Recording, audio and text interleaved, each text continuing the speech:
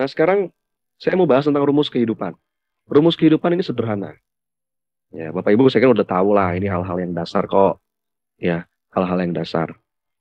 Ini ada yang request, Mas, bahas tentang takdir dong. Siap, insya Allah nanti kita akan bikin teras, bahas takdir ya. Supaya kita nggak salah paham, supaya kita punya persepsi yang benar tentang takdir, tentang kodok, tentang kodar, tentang apa yang memang harus kita lakukan. Rumus kehidupan itu sederhana, Bapak Ibu sekalian. Saya yakin ini Bapak Ibu sudah tahu lah, ini hal yang biasa kok. Yang pertama, ketika ada situasi. Situasi itu apa? Situasi itu bisa kejadian. Situasi itu bisa keadaan. Situasi itu bisa masa lalu kita.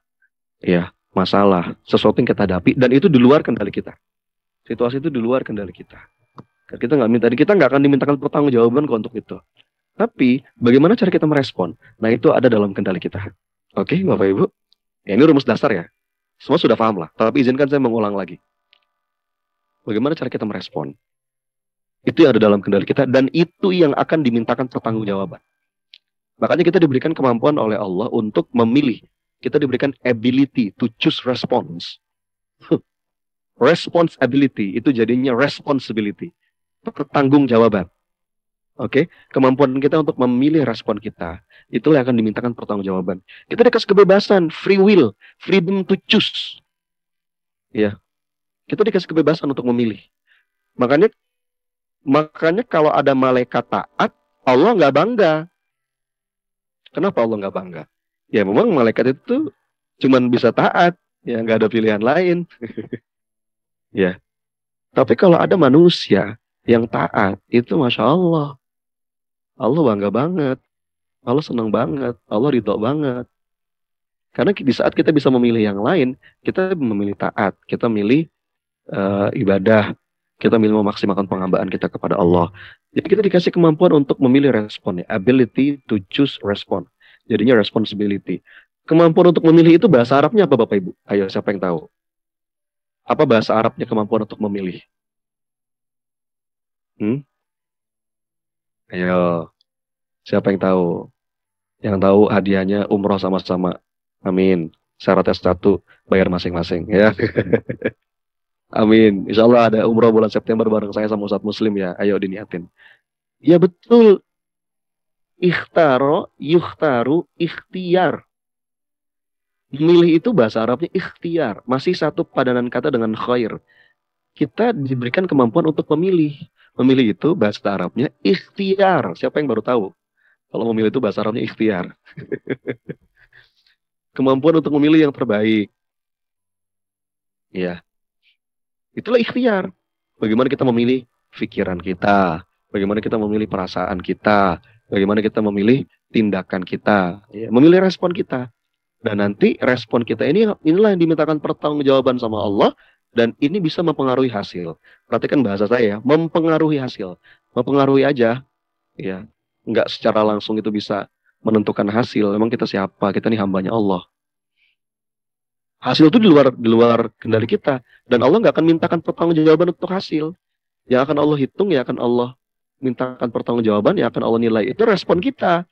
Situasi dan hasil itu di luar kendali kita. Oke, sekalian. Ya, baik. Saya coba pakai gambar yang lain ya. Nah, ini dia nih. Jadi sebenarnya kejadian itu, Bapak Ibu, kejadian itu tidak serta-merta mendikte respon kita. Enggak. Wah, saya sakit hati, Mas, karena dia menghina saya. Enggak. Bukan. Ya. Kita, ketika ada kejadian, kita dikasih kebebasan untuk memilih. Kita bisa nggak milih nggak sakit hati? Kita bisa nggak milih memaafkan? Kita bisa nggak milih nggak peduli? Ya, bisa kan? Makanya ada satu quote yang sangat terkenal itu kan. Tidak ada satupun yang bisa menyakiti hati kita sampai kita sendiri yang mengizinkan. Jadi orang itu mau ngomong apapun, orang itu mau bersikap seperti apapun, butuh izin kita sendiri untuk kita bisa sakit hati. Tangkap ya? Karena kita bisa pilih yang lain. Kita bisa pilih yang lain. Jadi kejadian itu tidak serta-merta bisa mendikte respon kita. Di antara itu, kita dikasih free will, ability to choose respond. Seringkali kita sakit hati itu kan bukan karena realita, tapi karena imajinasi kita. Nah, nanti kita kan bermain di sini nanti. Nanti di akhir acara saya akan ngasih banyak contoh untuk kita bermain di sini. Oke ya, Bapak Ibu yang dirahmati oleh Allah. Baik. Nah, sekarang coba kalau saya gambar dengan gambar lain. Kira-kira gambar lainnya begini. Ketika ada situasi, iya. Nah, bagaimana cara kita merespon? Ini kuncinya. Nanti dari respon ini bisa berpengaruh terhadap hasil. Allah nggak akan kok menyanyiakan usaha mbaknya. Tapi tetap hasil itu di tangan Allah. Ya. Nah, yang sebelah kanan ini di luar kendali kita, yang sebelah kiri itu di dalam kendali kita. Ya, fokus kita ada pada yang sebelah kiri. Yang akan Allah mintakan pertanggungjawaban itu yang di sebelah kiri. Ya, balik lagi seperti yang tadi kita bahas. Apa itu, Mas? Respon kita, ya pikiran kita, perasaan, ucapan, tindakan. Ucapan dan tindakan saya jadiin satu ya, supaya tiga. Ya, thinking, feeling, speaking, behaving. Ini nih. Dan ini urut. Bapak Ibu yang dirahmati Allah, ini urut. Dari sini nanti kita masuk inner game-nya dari sini nanti. Jadi ketika ada situasi itu nggak langsung berpengaruh terhadap perasaan kita, nggak. Saya ulang sekali lagi ya. Pikiran, perasaan, emosi, ucapan, tindakan itu dalam kendali kita. Jadi kalau ada statement, mohon maaf, ini di luar kendali saya. Mana bisa, nggak bisa. Di luar kendali gimana? Iya. Mungkin yang ada di luar kesadaran.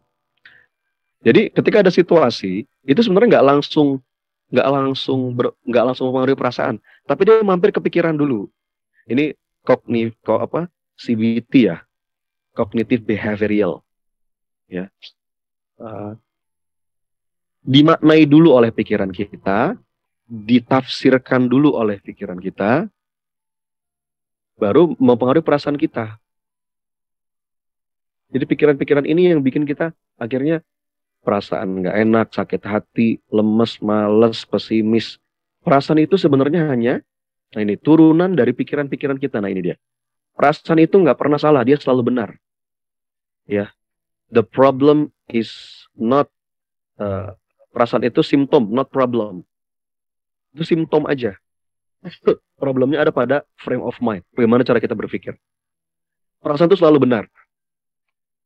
Ya, kita marah. Itu benar karena dia hanya ekspresi dari pikiran kita.